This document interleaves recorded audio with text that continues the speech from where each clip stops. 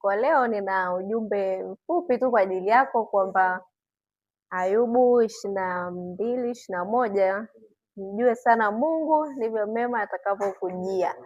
Hivyo nikushauri kumjua sana Mungu ili mema yaweze kukujilia. Kama ni kutoa sadaka, ni kusali sana, kusoma neno la Mungu, kutenda mema ili mema yaweze kukujilia. Lakini pia kuna neno linasema